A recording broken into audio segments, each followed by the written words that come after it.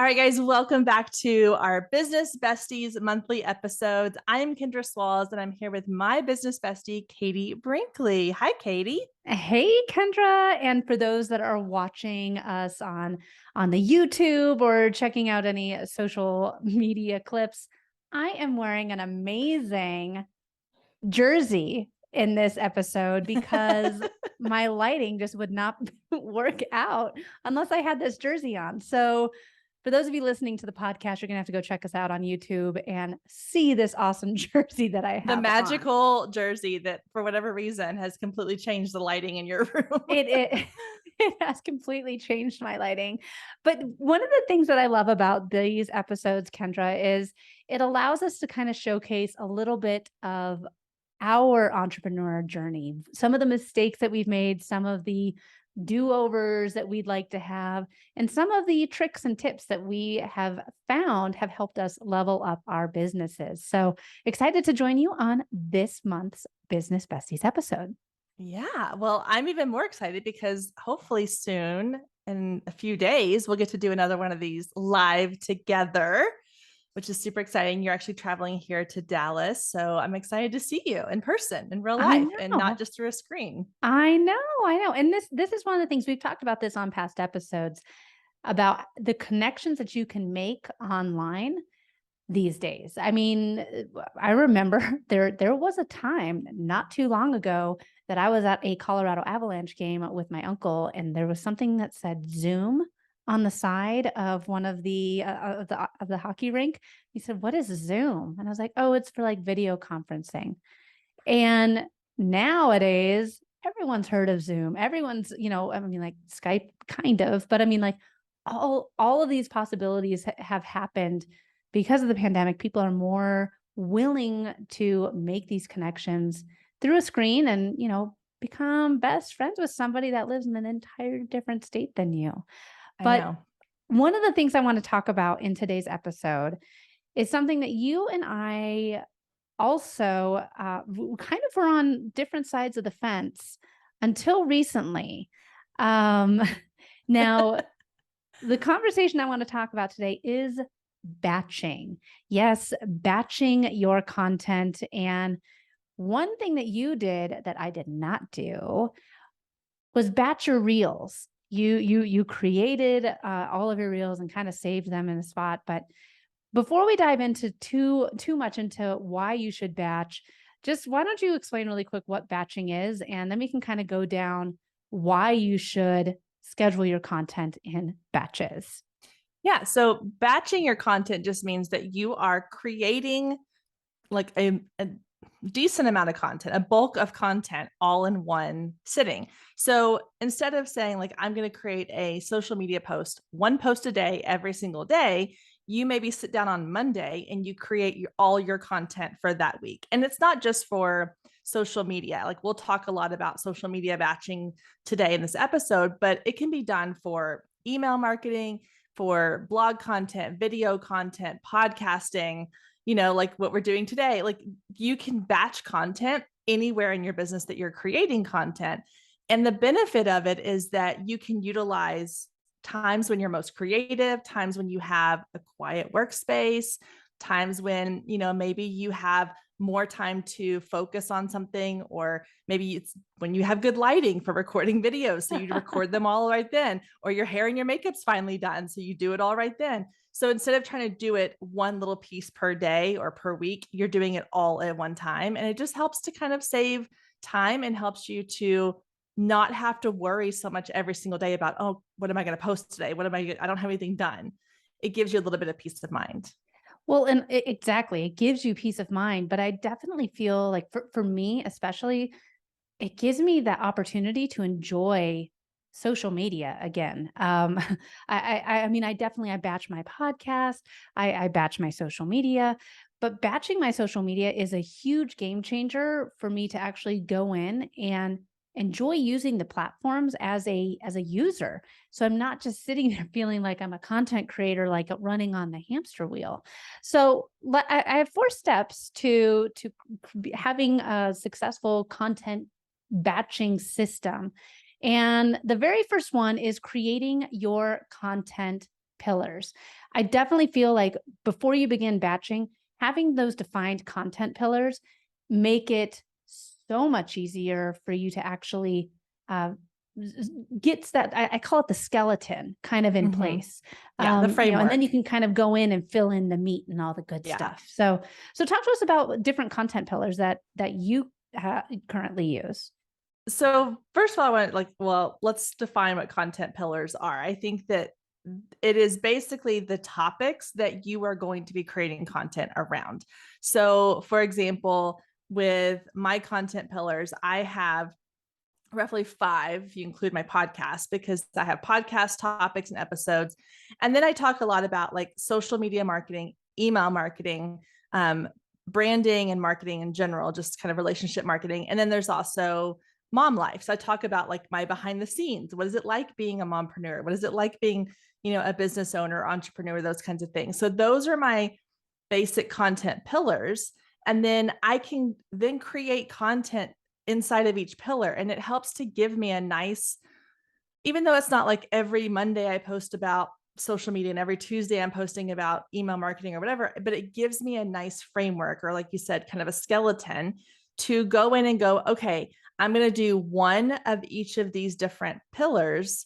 And that way I know I'm going to have a good variety, a good mix of content. It keeps me from straying off. It keeps me from that shiny thing syndrome where it's like, oh, I saw somebody post this really cool, meme the other day. Let me post that meme. Well, no, it doesn't fit in my pillars. So it doesn't need to, it can maybe go on my stories. That's fine. But it helps me as an Enneagram 7 to stay focused and not get distracted and start posting about things that don't really fit into what my audience is looking for. All of a sudden you're posting a picture of what you had for breakfast. Yeah. Wait a second. How Nobody does that cares. really align with mom life or anything?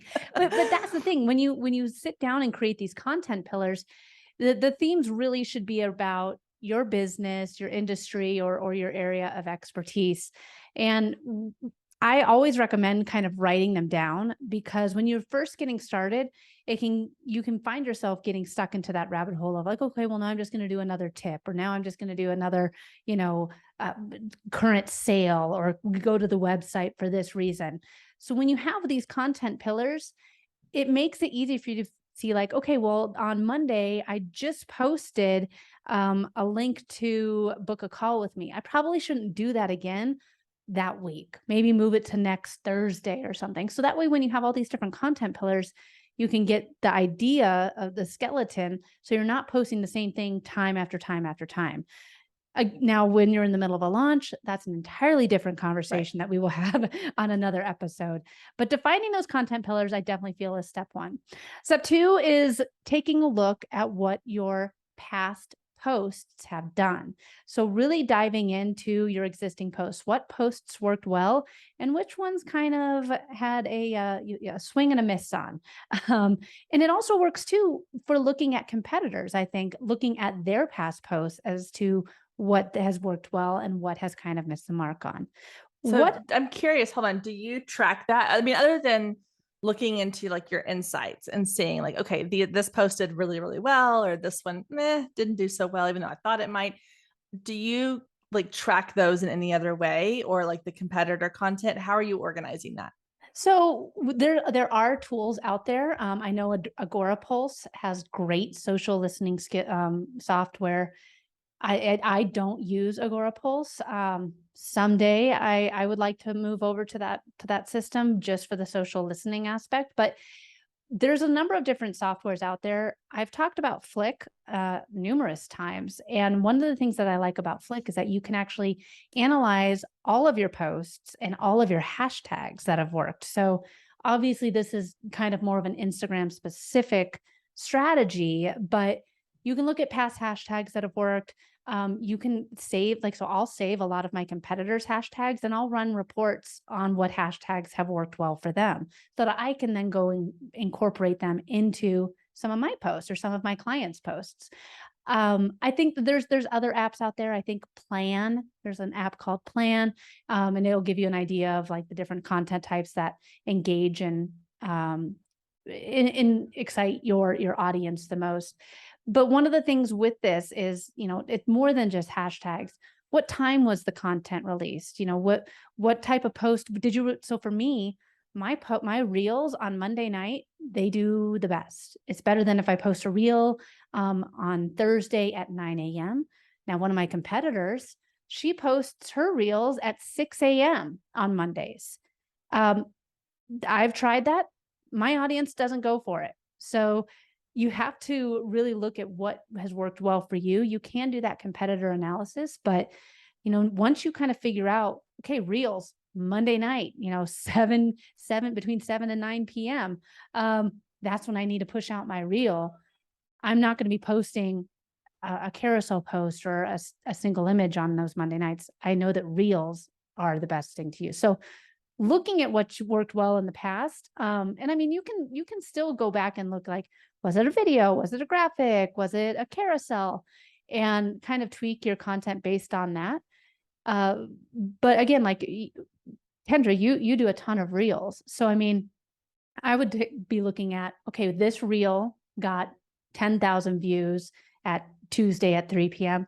This reel was at 1 p.m. on Tuesday and it kind of tanked. Was it the audio? Was it the hashtags? And that's where you can kind of do that direct analysis of looking at, okay, I'm going to use the exact same hashtags that I used for the 1 p.m. reel, post this reel at 3 p.m. and see what happens. And you can kind of base it, do that comparison off of that.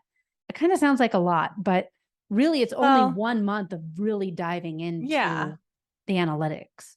Well, and this is where like I think it's fun because it becomes a little bit of like a puzzle to solve.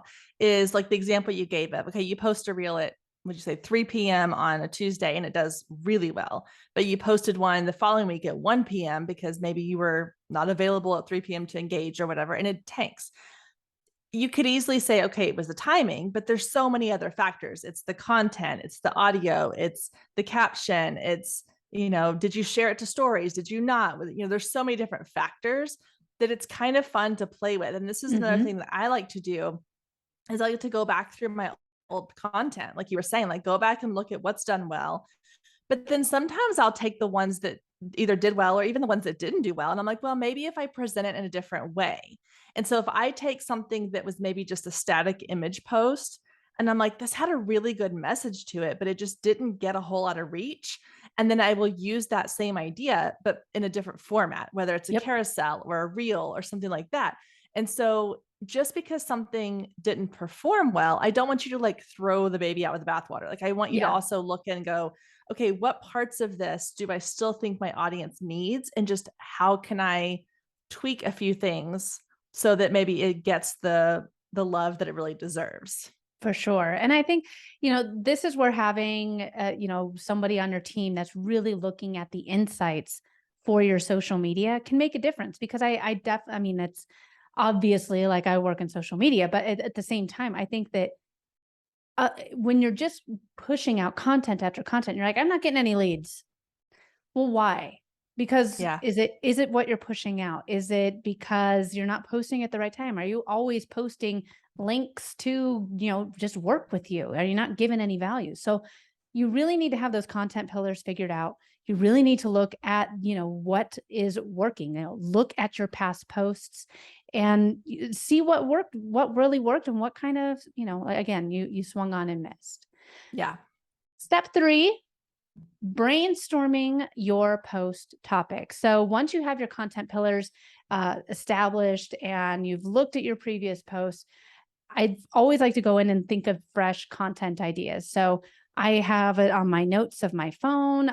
So a lot of times I'll be watching different Instagram, scrolling through the Instagram feed or scrolling through a TikTok or LinkedIn posts. I do a lot of reading. There's a lot of different newsletters that I subscribe to, and I'll write all those down in my notes. And anything from like the latest Instagram update, okay, should I try and do a trending audio and talk about the latest Instagram update? Or, should I try and write a blog post or do a podcast about, this Instagram update? Is it enough that it needs that, that robust of a conversation created about it? So I think that when you look at what's happening and there's a number of tools out there. I like Answer the Public. Sometimes like I'll go to answerthepublic.com and I'll just type in like latest Instagram update.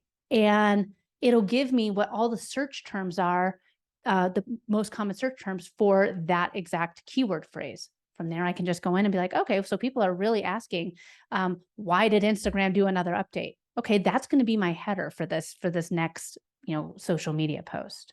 Yeah.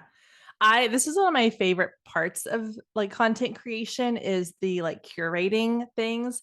And so I use a program called Asana where I organize all of my content pillars. And what I'm doing is I'm constantly adding to those pillars when I see ideas. Like you said, you were using the Notes app on your phone. So it's the Mhm. same concept. I'm just putting them into a different platform. And so I loved what you said earlier. I wrote it down, the phrase social listening. I think that is such an important thing because it's one thing for us to sit down and go, okay, what do I want to talk about this week on my Instagram or on my podcast? But if you're constantly listening and looking for what are people actually asking for, then you are then able to create content that makes them go, oh, I was just thinking that. Like, why Yeah. is Instagram adding this update? Like, I had that question in my head and Katie wrote an article about it. Like, it's perfect. And so I think making sure you always kind of have your thumb on the pulse. And one thing I like to do is I answer the public. I like a lot too. I tend to forget to go there just because it's one more like place to go. But I spend a lot of my time in Instagram in the explore page. So I'll go in Mhm. and I will type in a topic and it'll basically like a Google search, but inside of Instagram. And it will bring up content that people have created around that topic. And I'll use that as inspiration. And then I also like to go into some of the larger accounts that I follow and not even their content, but I go into the comments of what other people are saying about the content they're posting, because Mhm. that's where the audience is, that's where the people are. And that's where you'll have people that are like, why are we doing this? We don't need an update. I really Yeah. want an update on X, Y, or Z. Like, I wish they would, get rid of 60-second stories. I don't like them. I want 15-second stories, whatever. So I want to hear what are the people saying, not just what are the experts putting out there that I can then replicate, but what is it that the audience is really wanting? And then I use that to create ideas and I just keep them in like a running list under each of my pillars. And that Mhm. way, when it's time for me to batch, I'm like, oh, yeah, I have like these 12 ideas under social media marketing that I can then turn into content. Yeah. And I think that too, we're talking about batching your content. And I think that some people might be like, man, this is a lot. But once you kind of get into this system, it makes it a lot easier for you to never run out of ideas. You're never stuck posting a random picture of your dog again or what you had for lunch. Everything makes sense. And every time this is where you don't need to post every single day, because every time you show up, you're answering someone's question, you're solving their problem. It's talking about your business, how to work with you. So when you go in strategically, you have this batched content, you can always make sure that you're staying, with your finger on the latest trend. It makes it so that you can again have that freedom back with the rest of your business. You're not going to be Yeah. turning into a social media influencer or a content creator. And I So will say, oh, sorry, go I didn't mean ahead. to cut you off. No, I say too, like if you're listening to this and you're thinking, like, okay, this is a lot, like you were saying, I also want you to keep in mind that this is something you create a habit around. It's not something that like you just wake up tomorrow and all of a sudden you are in this habit of looking for content ideas. You have to create this habit to where like Mhm, now, like you and I, Katie, like it's kind of second nature. Like we mhm, know that when something pops up on our feed or we see a news article or we see an email come through, we're kind of always scanning for mhm. ideas. But I had to train myself to look for those. And so if you're new to this and you're thinking, okay, I want to get to the point where I have all these ideas kind of saved up, then do little steps to create that habit. Go Yeah. into your Instagram with the intention of for 10 minutes a day, I'm going to look for content ideas or Mhm. start saving emails in your inbox and make it a habit. And then eventually, down the line, it'll all be second nature. And this won't even be something that you even like consciously realize you're doing. Yeah. And I think that too, using a scheduler is a great tool to help you batch your content. As the listeners of the Rocky Mountain Marketing Podcast know, I'm a huge fan of Loomly. It is a great tool. You You can have schedule converted me. reels. I've converted Miss Kendra. But I mean, like if you don't want to use something like Loomly, there's other apps out there. There's Later. If you want to check out Flick that I was just talking about earlier for the hashtag research and analysis, they also have a built-in scheduler. So if you don't want to be paying for two different softwares and you're like, well, I really like what you guys were saying about, analyzing your posts, I'm going to go check out Flick. You can use Flick to also schedule your posts. And I have a link for that on my website under favorite tools. If you guys are ever interested in anything that we talk about, I always try to add it onto the website, and we'll add it here in the notes to the podcast. But those are the first three steps, and we're going to get to step 4 here in just now. So using that scheduler, is not step 4, but I think it will make things much easier. Step 4 is actually writing the captions. And this can be the hardest part, I think. Not all the stuff we talked about before, not the brainstorming, not the content pillars.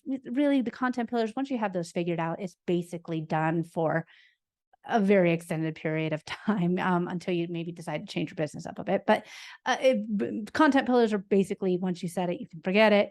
Brainstorming and looking at analytics, that's kind of something that you can check in on like once a month, see what's working, what's not working. And actually brainstorming new ideas. That's something that you always should be doing. Like Kendra said, you can go in for 10 minutes a day while you're engaging and be like, okay, this is what other people are doing. I'm just going to save it to my notes. Number 4 is actually writing the captions. So now that you have all these great ideas for new content, it's really time to start writing good captions.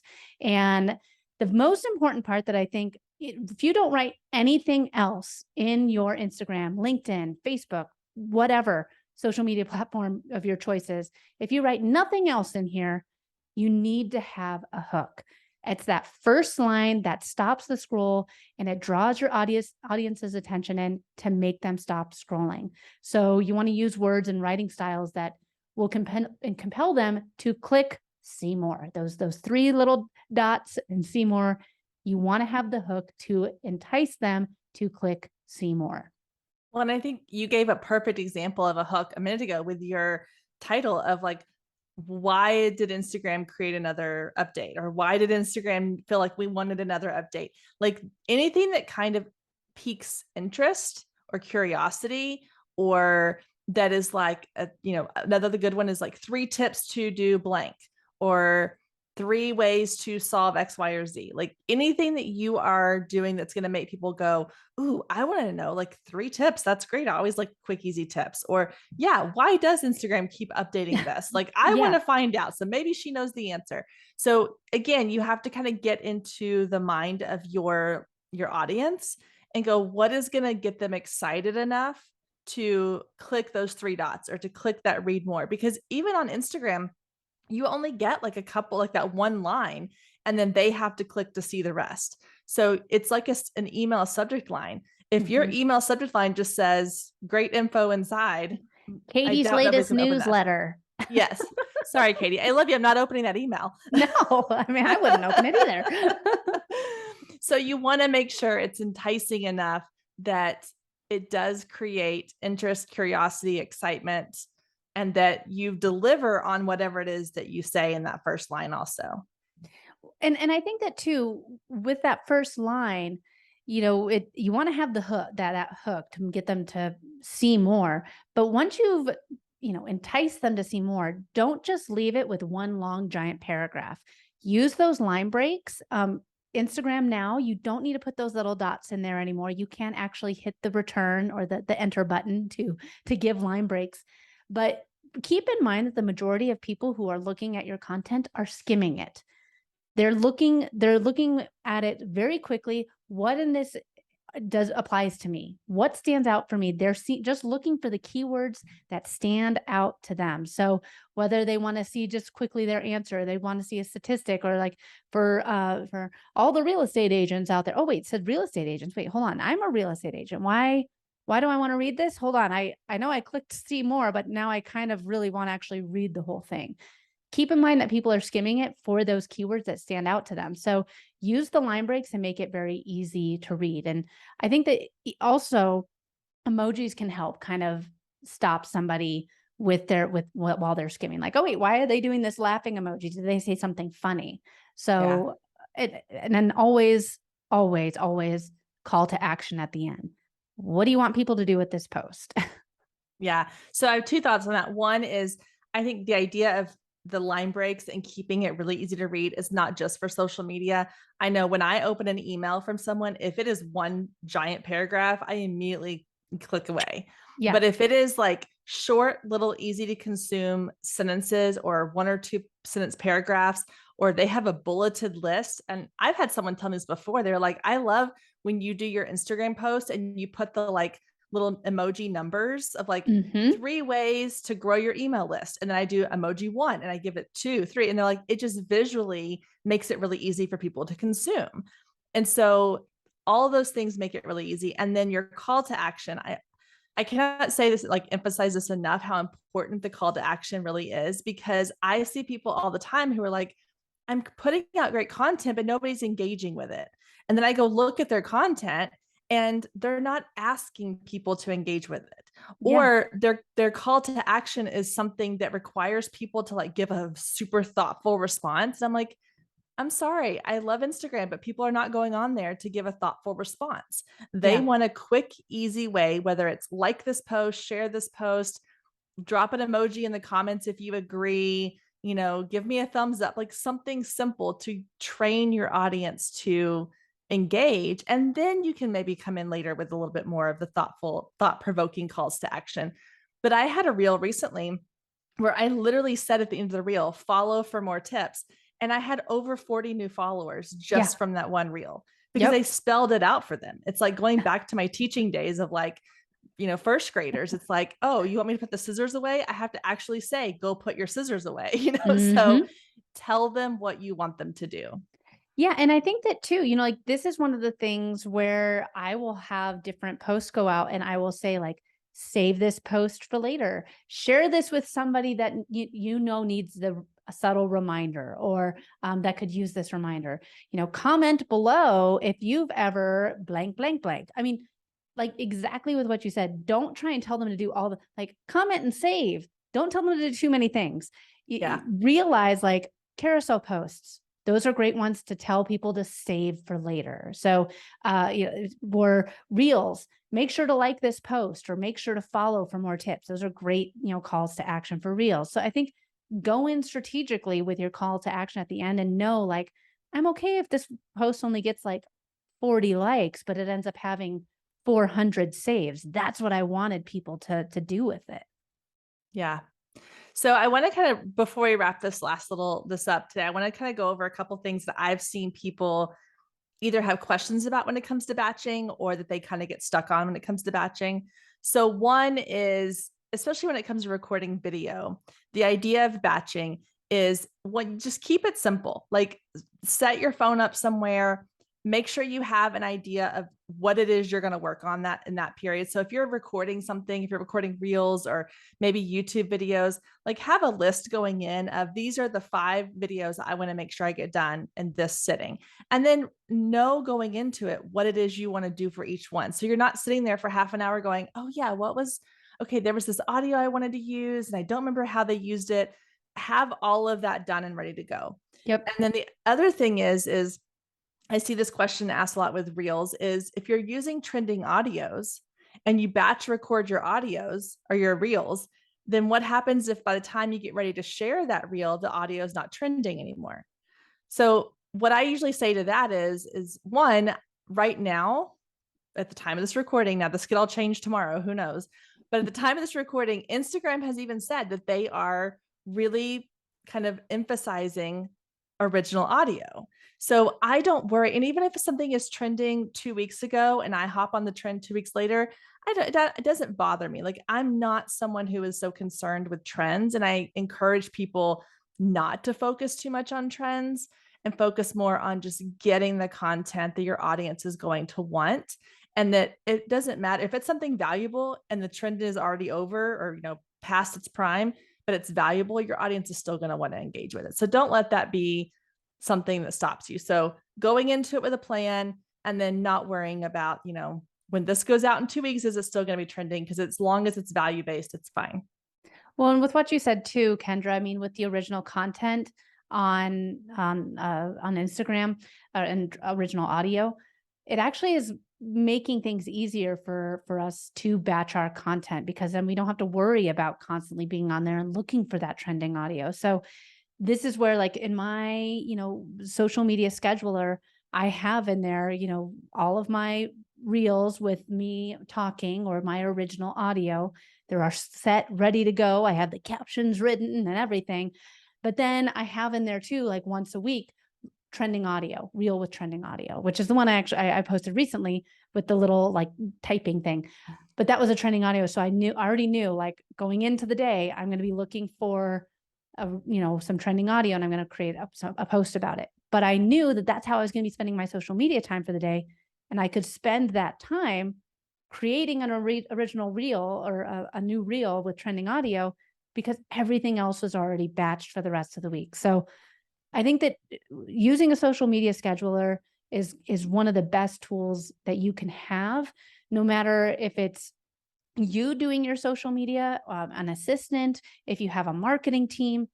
Implementing one of those helps take away so much of the overwhelm and can help you really take away some of the headaches that can come with social media and thinking about, well, what the heck am I going to post today?